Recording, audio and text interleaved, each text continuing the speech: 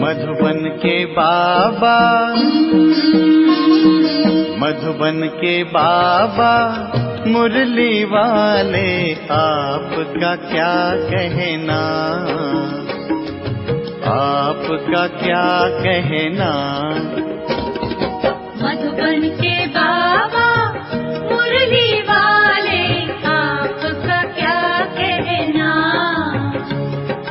आपका क्या कहना। ओम शांति। आज का मुरली 27/1/2024 प्रातः मुरली। ओम शांति। बाप दादा मधुबन। मीठे बच्चे, रूहानी सर्जन तुम्हें ज्ञान योग की फर्स्ट क्लास वंडरफुल खुराक खिलाते हैं। यही रूहानी खुराक एक दो को खिलाते सबकी खातिरी करते रहो। प्रश्न: विश्व का राज्य भाग्य लेने के लिए कौन सी एक मेहनत करो, पक्की पक्की आदत डालो। उत्तर: ज्ञान के तीसरे नेत्र से अकाल तख्त नशीन आत्मा भाई को देखने की मेहनत करो।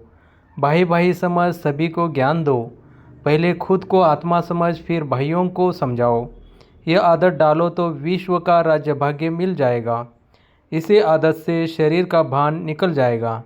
माया की तूफान व बुरे संकल्प भी नहीं आएंगे। दूसरों को ज्ञान का तीर भी अच्छा लगेगा। ओम शांति। ज्ञान का तीसरा नेत्र देने वाला रूहानी बाप बैठ रूहानी बच्चों को समझाते हैं।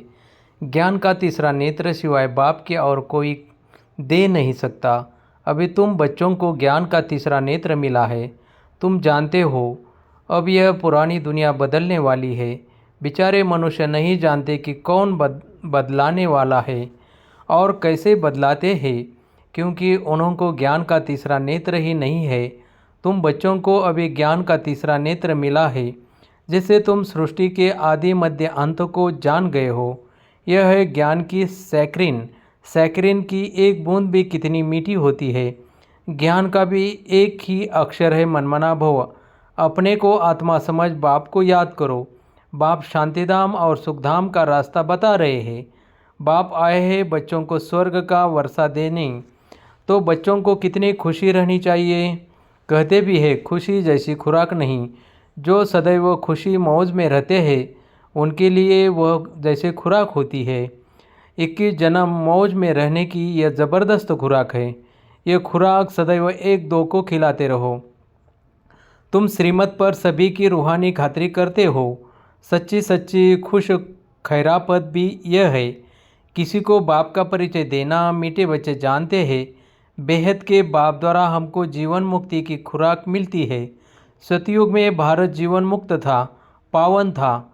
बाप बहुत बड़ी ऊंची खुराक देते हैं। तब तो गायन है अतीन्द्रिय सुख। पूछना हो तो गोप गोपियों से पूछो। ये ज्ञान और योग की कितनी फर्स्ट क्लास वंडरफुल खुराक है। और यह खुराक एक ही रूहानी सर्जन के पास है और किसी को ये इस खुराक का मालूम ही नहीं है। बाप कहते हैं मीठे बच्चों, तुम्हारे लिए हथेली पर सौगात ले आया हूँ। मुक्ति, जीवन मुक्ति की यह सौगात मेरे पास ही रहती है। कल्प कल्प मैं ही आकर तुमको देता हूँ, फिर रावण छीन लेता है। तो अभी तुम बच्चों को कितना खुशी का पारा चढ़ा रहना चाहिए।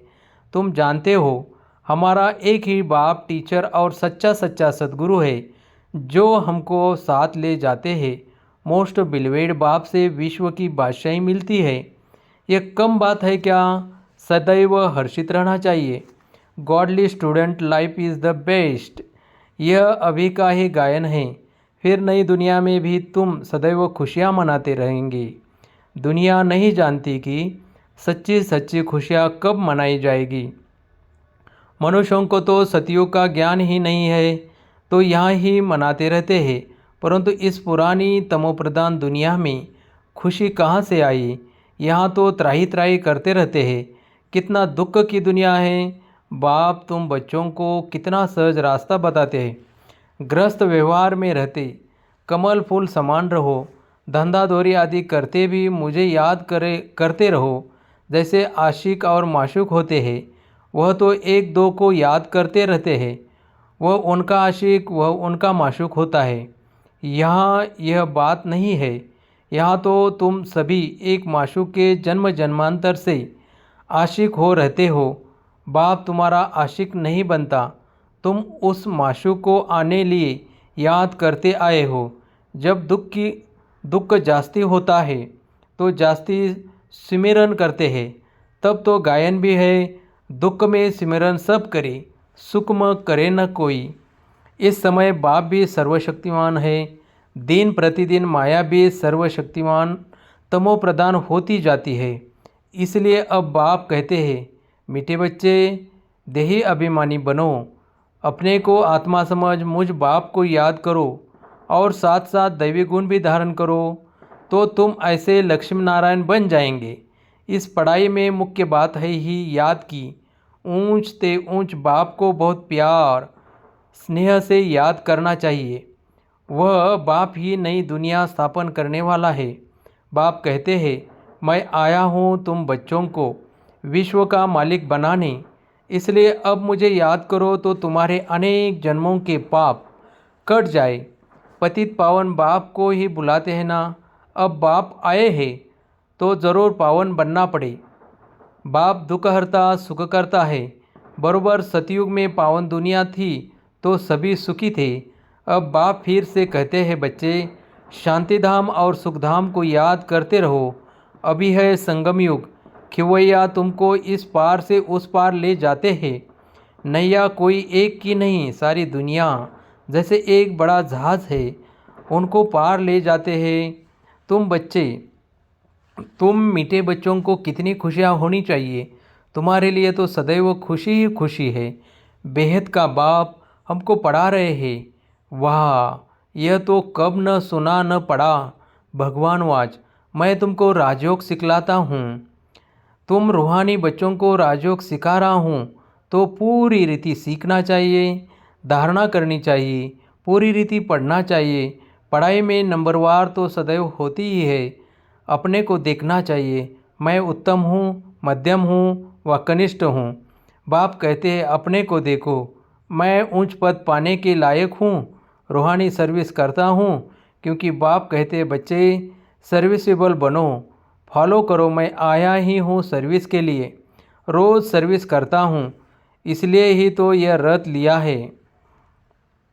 इनका रथ बीमार पड़ जाता है तो मैं इनमें बैठ मुरली लिखता हूँ। मुख से तो बोल नहीं सकते तो मैं लिख देता हूँ ताकि बच्चों के लिए मुरली मिस न हो। तो मैं भी सर्विस पर हूँ। यह है रूहानी सर्विस। बाप मीठे मीठे बच्चों को समझाते हैं, बच्चे, तुम भी बाप की सर्विस में लग जाओ। On God fatherly service. सारे विश्व का मालिक बाप ही तुमको विश्व का मालिक बनाने आए हैं। जो अच्छा पुरुषार्थ करते हैं उनको महावीर कहा जाता है। देखा जाता है कौन महावीर है, जो बाबा के डायरेक्शन पर चलते हैं।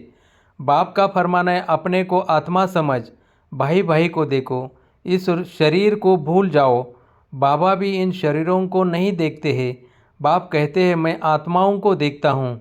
बाकी यह तो ज्ञान है कि आत्मा शरीर बिगर बोल नहीं सकती। मैं भी इस शरीर में आया हूँ, लोन लिया हुआ है। शरीर के साथ ही आत्मा पढ़ सकती है। बाबा की बैठक यहाँ है। यह है अकाल तख्त। आत्मा अकाल मूर्त है। आत्मा कब छोटी बड़ी नहीं होती है, शरीर छोटा बड़ा होता है। जो भी आत्माएं हैं उन सभी का तख्त यह भ्रुकुटी का बीच है। शरीर तो सभी के भिन्न भिन्न होते हैं। किसका अकाल तख्त पुरुष का है, किसका अकाल तख्त स्त्री का है, किसका अकाल तख्त बच्चे का है। बाप बैठ बच्चों को रूहानी ड्रिल सिखलाते हैं। जब कोई से बात करो तो पहले अपने को आत्मा समझो। हम आत्मा फलाने भाई से बात करते हैं। बाप का पैगाम देते हैं कि शिव बाबा को याद करो, यहाँ से ही जंक उतरती है। सोने में जब आलाए खाद पड़ती है तो सोने की वैल्यू ही कम हो जाती है। तुम आत्माओं में भी जंग पड़ने से वैल्यू लेस हो गए हो। अब फिर पावन बनना है। तुम आत्माओं को अब ज्ञान का तीसरा नेत्र मिला है। उस नेत्र से अपने भाइयों को देखो। भाई भाई को देखने से कर्मेंद्रियाँ कभी चंचल नहीं होगी। राज्य भाग्य लेना है, विश्व का मालिक बनना है तो ये मेहनत करो। भाई भाई समझ सभी को ज्ञान दो तो फिर यह आदत पक्की हो जाएगी। सच्चे सच्चे ब्रदर्स तुम सभी हो। बाप भी ऊपर से आए हैं, तुम भी आए हो। बाप बच्चों सही सर्विस कर रहे हैं। सर्विस करने की बाप हिम्मत देते हैं। हिम्मत मर्दा तो ये प्रैक्टिस करनी है। मैं आत्मा भाई को पढ़ाता हूँ, आत्मा पढ़ती है। इसी को स्पिरिचुअल नॉलेज कहा जाता है, जो रूहानी बाप से ही मिलती है। संगम पर ही बाप आकर यह नॉलेज देते हैं कि अपने को आत्मा समझो। तुम नंगे अशरीरी आए थे, फिर यहाँ शरीर धारण कर तुमने 84 जन्म पाठ बजाया है। अब फिर वापिस चलना है। इसलिए अपने को आत्मा समझ भाई भाई की दृष्टि से देखना है। यह मेहनत करनी है, अपनी मेहनत करनी है। दूसरे में हमारा क्या जाता। चैरिटी बिगिंस एट होम, अर्थात पहले खुद को आत्मा समझ, फिर भाइयों को समझाओ तो अच्छी रीति तीर लगेगा। यह जौहर भरना है। मेहनत करेंगे तब ही ऊंच पद पाएंगे। बाप आए ही है फल देने लिए, तो मेहनत करनी पड़े, कुछ सहन भी करना पड़ता है। कोई उल्टी सुल्टी बात बोले तो तुम चुप रहो। तुम चुप रहेंगे तो फिर दूसरा क्या करेगा। ताली दो हाथ से बजती है। एक ने मुख की ताली बजाई, दूसरा चुप कर दे तो वह आपे ही चुप हो जाएंगे। ताली से ताली बजने से आवाज़ हो जाता है। बच्चों को एक दो का कल्याण करना है। बाप समझाते, बच्चे सदैव खुशी में रहने चाहते हो तो मनमना भव, अपने को आत्मा समझ, बाप को याद करो, भाइयों तरफ देखो, भाइयों को भी ये नॉलेज दो।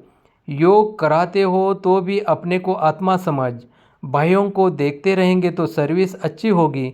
बाबा ने कहा है भाइयों को समझाओ। भाई सभी बाप से वर्षा लेते हैं। यह रूहानी नॉलेज एक ही बार तुम ब्राह्मण बच्चों को मिलती है। तुम ब्राह्मण हो, फिर देवता बनने वाले हो। इस संगम योग को थोड़े ही छोड़ेंगे, नहीं तो पार कैसे जाएंगे। कूदेंगे थोड़ी। यह वंडरफुल संगम युग है, तो बच्चों को रूहानी यात्रा पर रहने की आदत डालनी है। तुम्हारे ही फायदे की बात है। बाप की शिक्षा भाइयों को देनी है। बाप कहते हैं मैं तुम आत्माओं को ज्ञान दे रहा हूँ, आत्मा को ही देखता हूँ। मनुष्य मनुष्य से बात करेंगे तो उनके मुंह को देखेंगे ना। तुम आत्मा से बात करते हो तो आत्मा को ही देखना है। भला शरीर द्वारा ज्ञान देते हो, परंतु इसमें शरीर का भान तोड़ना होता है। तुम्हारी आत्मा समझती है परमात्मा बाप हमको ज्ञान दे रहे हैं। बाप भी कहते हैं आत्माओं को देखता हूँ, आत्माएं भी कहती है हम परमात्मा बाप को देख रहे हैं, उनसे नॉलेज ले रहे हैं। इसी को कहा जाता है स्पिरिचुअल ज्ञान की लेन देन। आत्मा की आत्मा के साथ, आत्मा में ही ज्ञान है, आत्मा को ही ज्ञान देना है। यह जैसे जौहर है, तुम्हारे ज्ञान में यह जौहर भर जाएगा तो किसी को भी समझाने से झट तीर लग जाएगा। बाप कहते हैं प्रैक्टिस करके देखो, तीर लगता है ना। यह नई आदत डालनी है तो फिर शरीर का भान निकल जाएगा। माया के तूफान कम आएंगे, बुरे संकल्प नहीं आएंगे, क्रिमिनल आय भी नहीं रहेगी।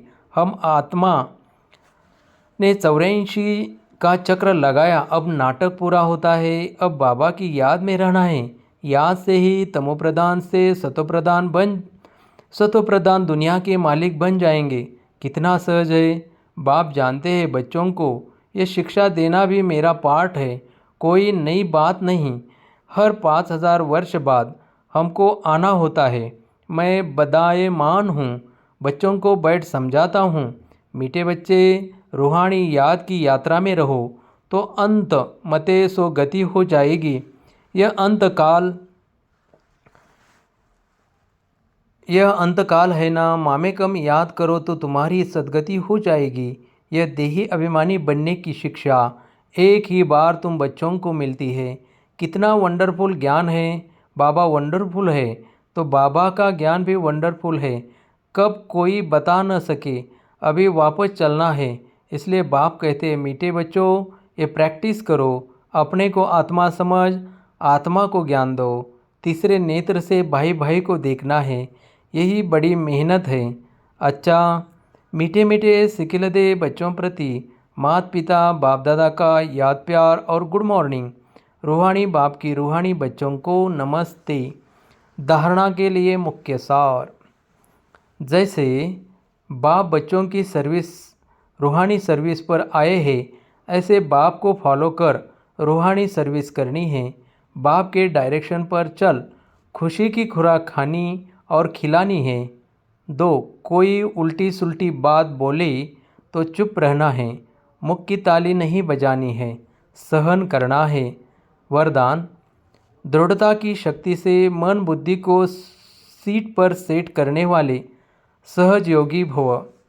बच्चों का बाप से प्यार है, इसलिए याद में शक्तिशाली हो बैठने का, चलने का, सेवा करने का अटेंशन बहुत देते हैं। लेकिन मन पर अगर पूरा कंट्रोल नहीं है, मन ऑर्डर में नहीं है, तो थोड़ा टाइम अच्छा बैठते हैं, फिर हिलना डुलना शुरू कर देते हैं। कभी सेट होते, कभी अपसेट, लेकिन एकाग्रता की व दृढ़ता की शक्ति से मन बुद्धि को एक रस स्थिति की सीट पर सेट कर दो तो सहयोगी बन जाएंगे। स्लोगन: जो भी शक्तियाँ हैं उन्हें समय पर यूज़ करो तो बहुत अच्छे अच्छे अनुभव होंगे। आज का अभ्यास: अव्यक्त साइलेंस द्वारा डबल लाइट फरिश्ता स्थिति का अनुभव करो। अब हर एक ब्राह्मण ब्रह्मा बाप समान चैतन्य चित्र बने, लाइट और माइट हाउस की झांकी बने। संकल्प शक्ति का, साइलेंस का भाषण तैयार कर कर्मातीत डबल लाइट फरिश्ता स्टेज पर वरदानी मूर्त का पाठ बजाए, तब संपूर्णता समीप आएगी। उस कर्मातीत स्टेज के आधार पर जिसके प्रति जो संकल्प करेंगे उसके पास वह संकल्प पहुंच जाएगा। ओम शांति। ओम शांति।